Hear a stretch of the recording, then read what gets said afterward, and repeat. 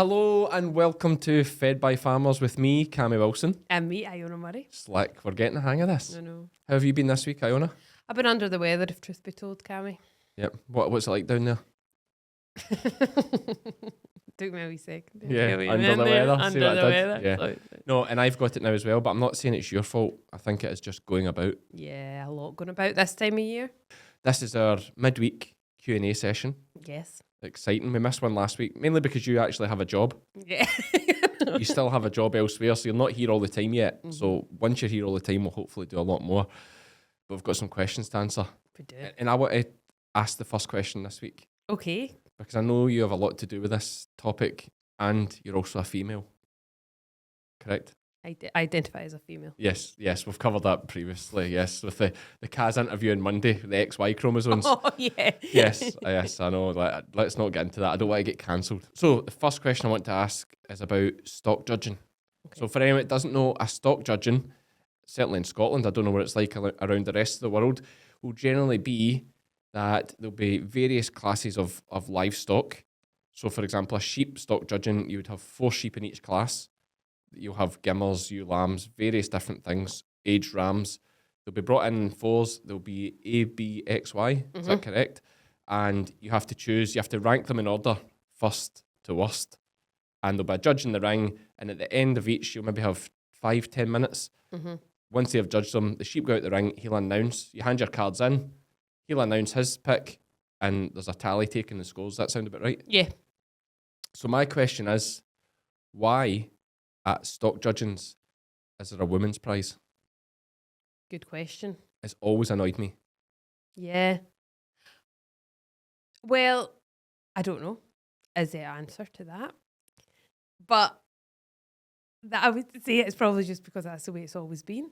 Which is fine. Which is fine. But is it like... Time to change? It's so stupid to me. In fact, it's so disrespectful, I think. I mean, I'm being very opinionated here. But I think it's so disrespectful. Like, imagine saying, oh, well done, you're the best female. I know. Like, you're literally just looking at livestock. Yeah, there's no reason. Whereas, not a physical event. Yeah, it's not like sport where... Okay, I know it's slightly off subject, but what do you We think? love that here. What your feelings towards female sports people not getting paid as much as men? I think on a national level, it should be equal.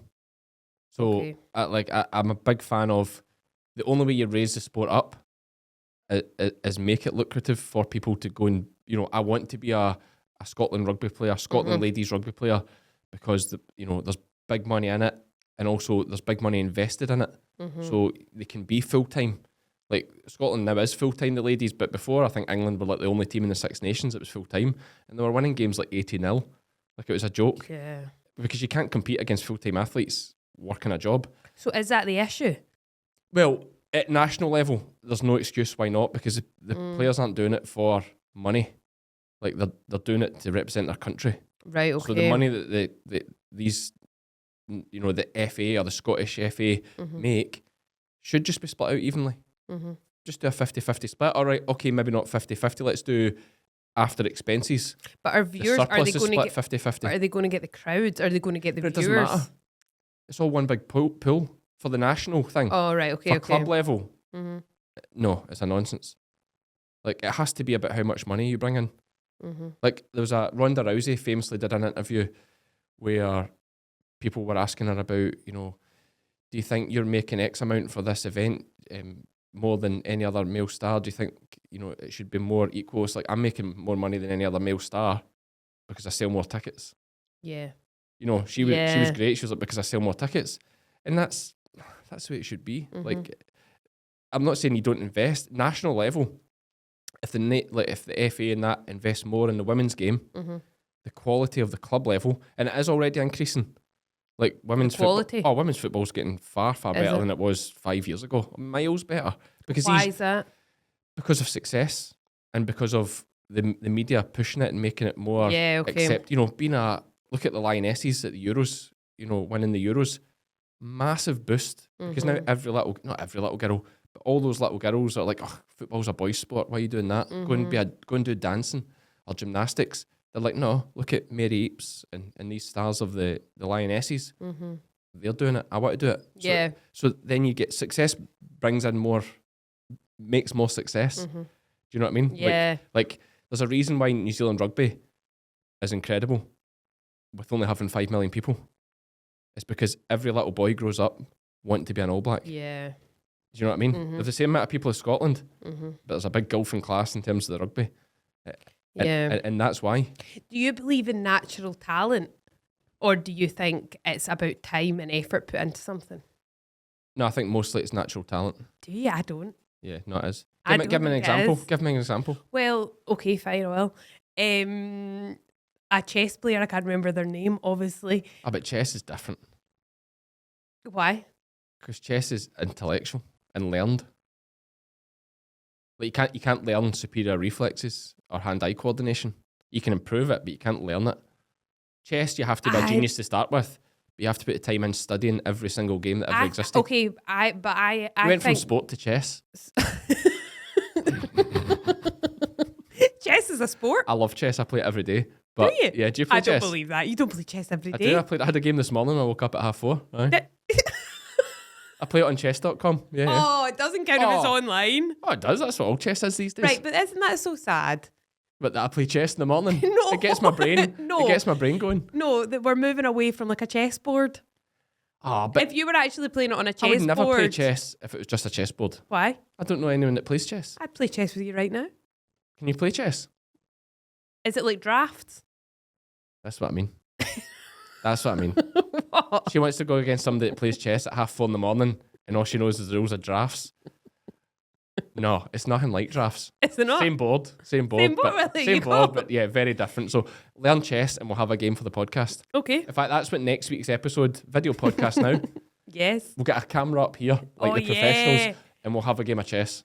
Okay. Okay, for anyone just listening to the podcast, I pointed to the ceiling there. but come back Right, to you. sorry, Give me an okay. example of talent. Sport. Well, I just think if you put enough time into practicing any sport, I think anybody could be successful. No. That's a falsehood. I think there's a lot of players, say, in the Premier League, let's use football again as an example, who are there with minimal talent and a lot of hard work, Mm-hmm. but they still have talent How do you know? because you watch how they take a football. But how do you know it's not just that from practice? Because you compare it, there's a million little boys that knock their pan in to try and make it as footballers. And girls. And girls now, of course.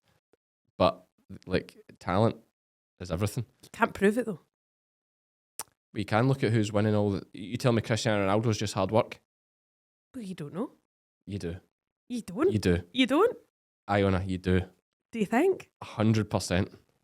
Right, okay. It's absolute blind talent. And Messi, that's not just hard work. He's just absolutely gifted.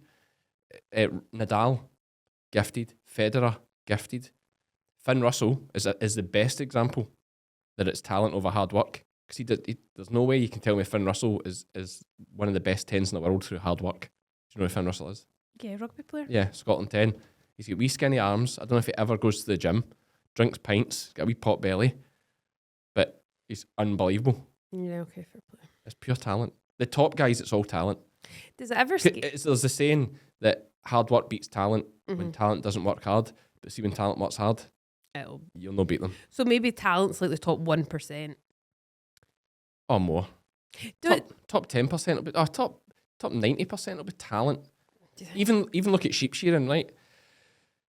No matter how hard I work at sheep shearing, Mhm. I won't be the best sheep shearer in the world. Why not? I just don't have the hand-eye coordination. You know, those guys, like, you know, these top guys, these Welsh boys, Callum Shaw, Hamish Mitchell. Hamish is a prime example. Like, I look at Hamish, you watch him on the boards, he looks like gangly, big lanky guy like me, quite erratic with a handpiece, you would say, looking at him, like the way he jumps up the neck and it's all intense and hard work. Mhm. But he's got unbelievable hand-eye coordination. Where his eye tells his hand to go, it goes. Yeah, okay. And mine's is good, Mhm. but it's not like his. Or those top I've got guys. terrible hand-eye coordination. I Well, can't exactly. catch a ball. So exactly. So no matter how, there's a prime example. Do you think if you worked really, really hard, On my hand-eye coordination, you could be a netball player? maybe I'll start. No chance. That would be the prime example of a failure. Does it ever though? Sorry, just to go back. Does it ever? It sometimes crosses my mind that I may have an unreal talent for something that I've just never tried. I think that is probably true for a lot of people. Yeah. Like, yeah, I mean, I am adamant that the fastest man who ever lived never got into athletics. Wait, what do you mean? Well, that man might not be true actually, because Usain Bolt is such a freak. But here's a better example. Oh, the fastest man. Right, okay, Here's a with you, better with you. example. This is a better example because everybody runs. That's why it's such a beautiful sport. And same with football. Just about everybody has a go at football.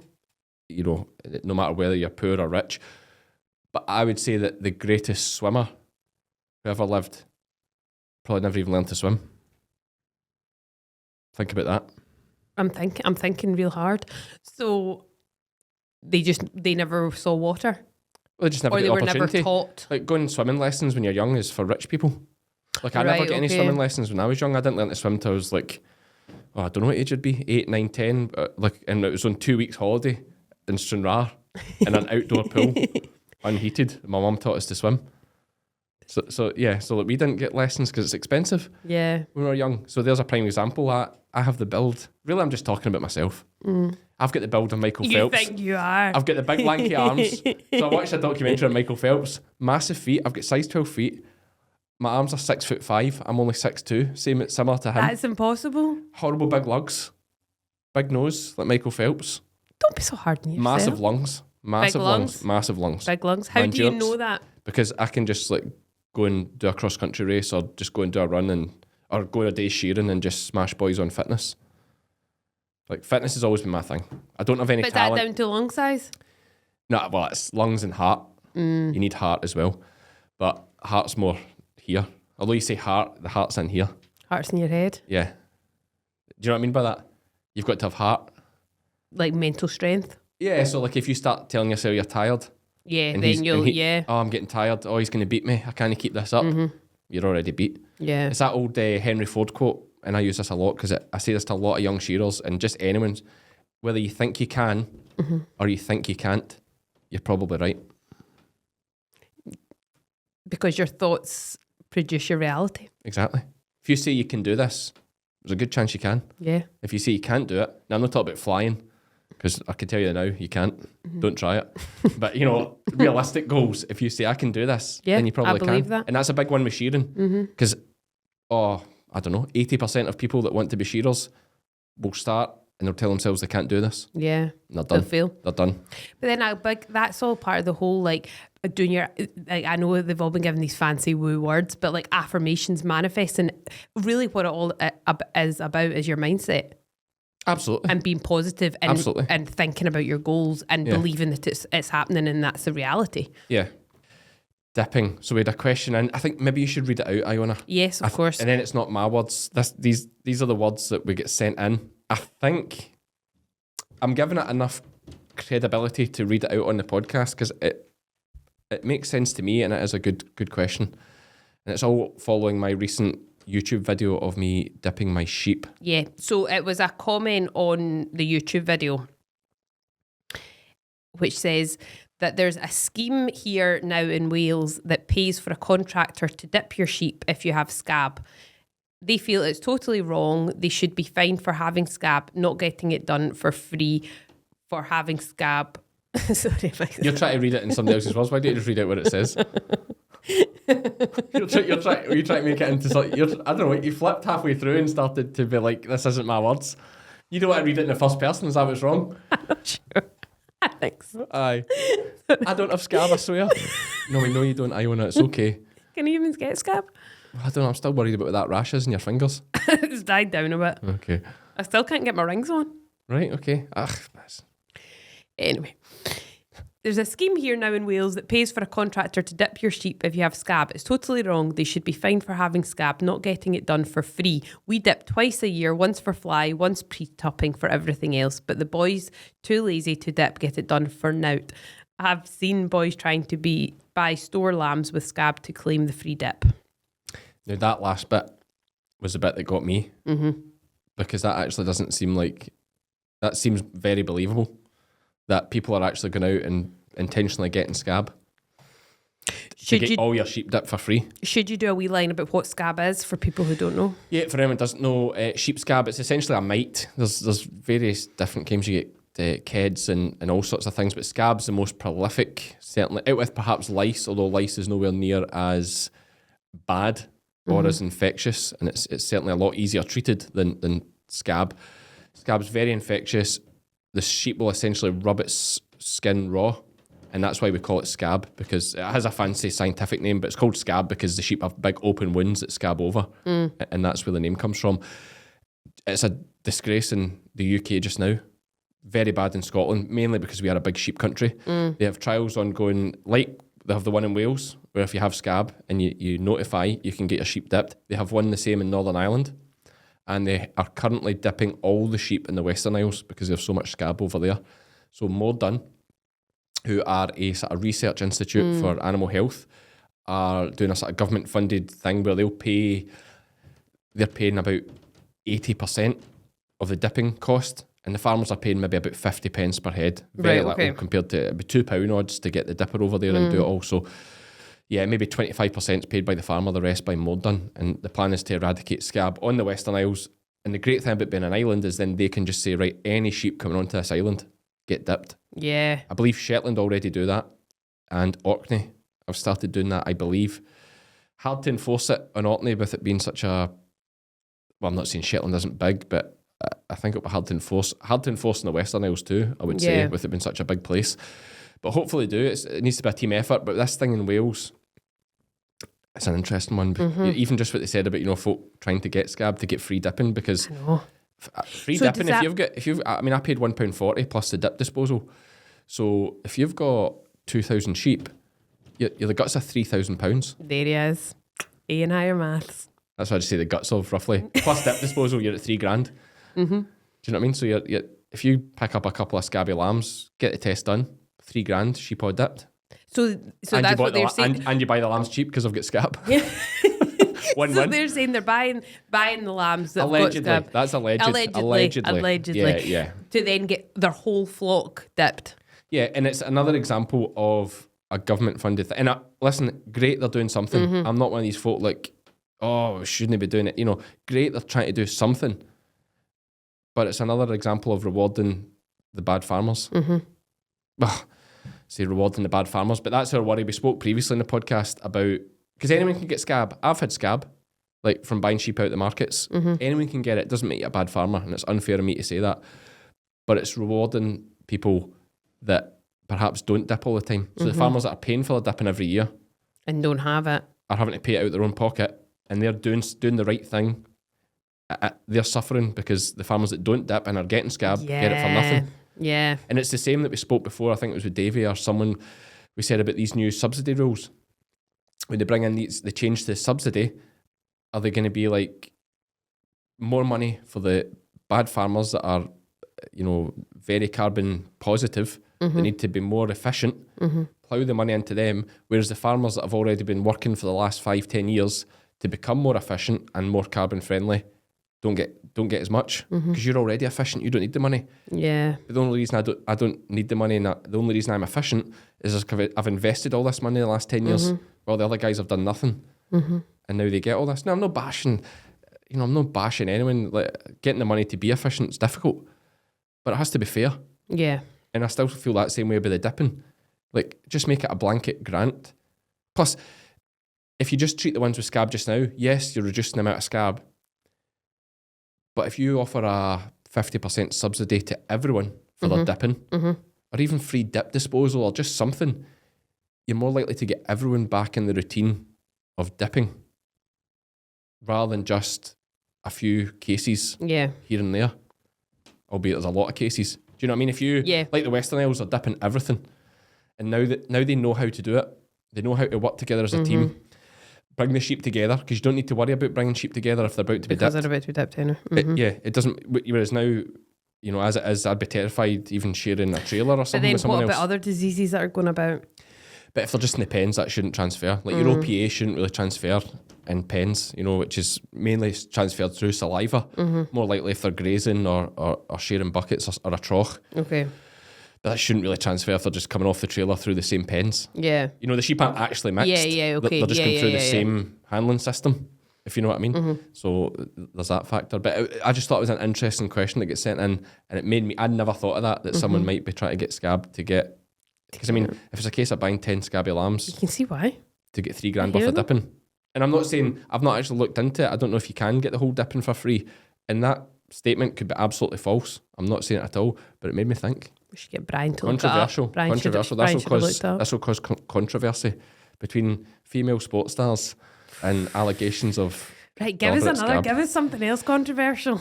And it's another. It could be a controversial one again. What about the biggest challenge facing farmers today? Making it pay. Yeah. I would say is the biggest challenge. Farming's such a funny one because I joke a lot about, you know, I wind people up about, you know, rich farmers and whatnot, but actually most farmers are asset rich, but cash poor and struggling. And you have that issue where if it's been in your family for 200 years, selling's not an option. No. You know, like you're sitting on an asset of maybe £1 million and you think to yourself, I could just sell this, not have all the stress and the overdraft and the struggle. But this has been in my family name for 3-4 generations. I don't want to be the one to end it. But you've got to look after your health, you know, your mental health for a start. Obviously, anyone in that situation, look after number one. Yeah. Like, look after you, look after the family. Biggest challenge probably is that difficulty, I suppose similar to your own setup as well, like is there's less and less people maybe coming through to take on the farm. Yeah. Do you know what I mean? Because we have the big wide world there at our fingertips. You can see there's other options out there. People maybe aren't as set on following the family tradition like they used to be. Do you think that's a good thing or a bad thing? See, me personally, do you know what I find is funny? I'm in that club of like shepherds' sons and farm workers' sons and daughters, of course. There's a lot of us all desperate to be farmers. You know, there is a lot of us that out there that don't have a route into farming, but we've been brought up on farms. And we look from the outside looking in at these farmers' sons or daughters and be like, oh my God. What are you doing? Like, you are so lucky. That is how I feel. Like, I look at these folk and I'm like, you are so lucky. Like, you could just walk into a farm, like, and farm. But I know it's one of those things, folk always want what they don't have. Like, you don't appreciate the things you have. Yeah, that's true. Do you know what I mean? Like I don't appreciate that I can stop and buy a coffee every day. Like, it's just, I can do it. I can afford to do it. It's silly that you do when you've got a coffee machine, but actually, I do it less now. I bought the coffee machine, so I stopped doing that because it's such a waste of money. That's absolutely true. But it's wee things you just, I know. You take it for granted. Being warm. Putting the heating on. Prime. Like, that's a better example. Because as soon, if you were to ever put the heating on in here, I would feel so grateful. Yeah, but I just don't want you getting soft. I see you run about more when you're cold in here. It's just bad because we're sitting still just now. My hands are starting to get numb. But putting the heating on at home is a prime example, although I'm quite stingy with that as well, actually. But in this recent cold snap, we have had the heating on constant, mainly for pipes and other stuff as well. But we can afford to do that. Exactly. There's literally people out there, you watch the news that are sitting, and but you take it for granted. I don't think, I'm so lucky I can put the heating on. I think just put the heating on. And it's the same with the farming thing. I think people just don't appreciate. Plus, you know, another difficult thing with it is getting the parents out the way.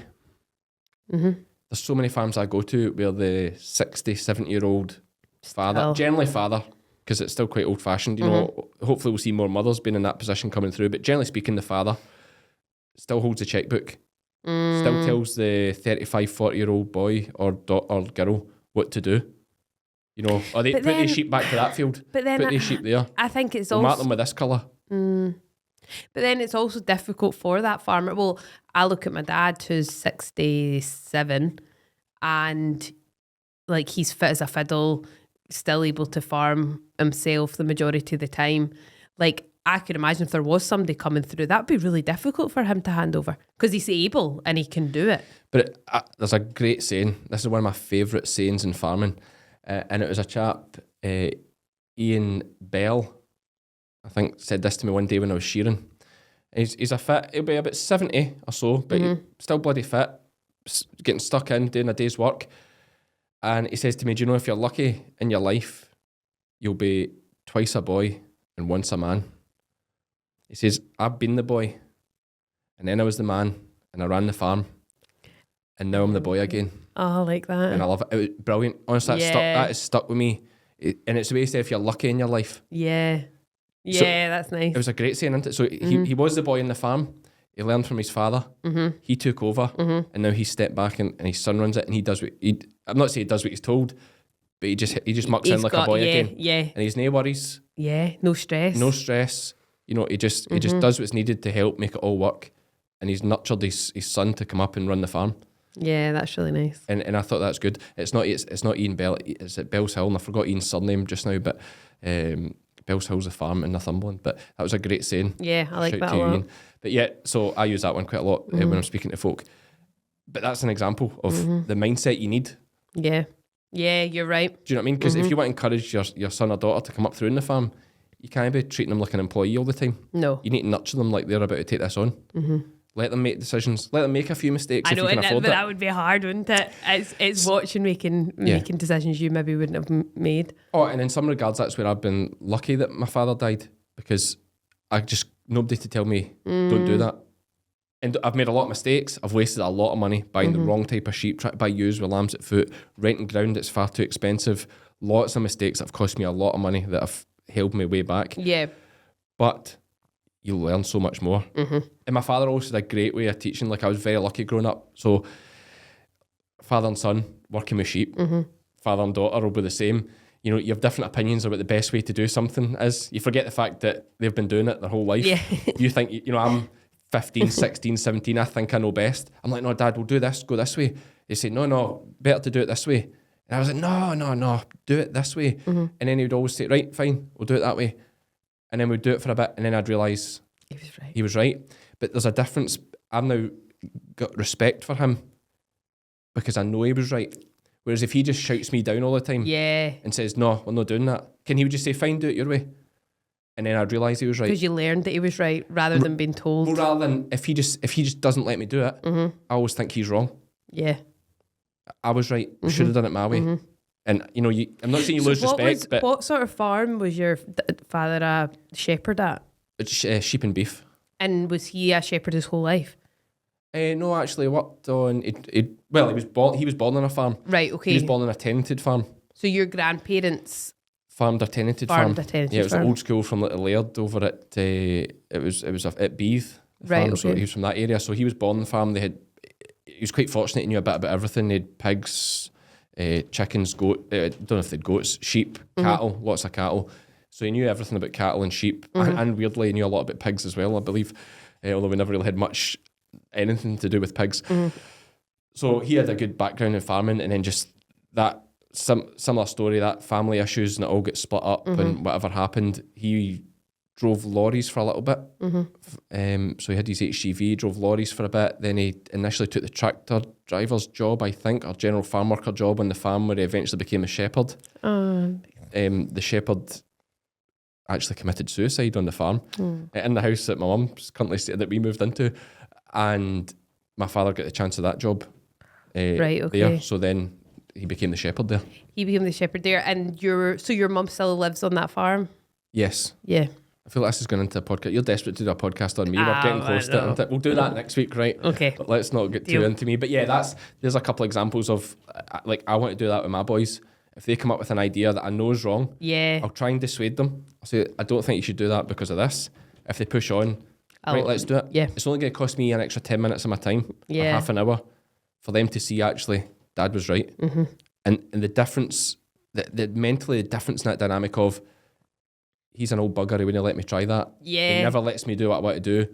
Like, I was right there, he was wrong. To, this old guy knows what he's doing. Yeah. And the next time you have an idea, you think, oh, remember that last time I thought I was right? Yeah. You know what I mean? And maybe he'll bring that up as well. Yeah. It's like, I remember yesterday when you thought that was right. So yeah, that's my thoughts on it. But yeah, biggest challenge I think is nurturing the youngsters to come through and be farmers.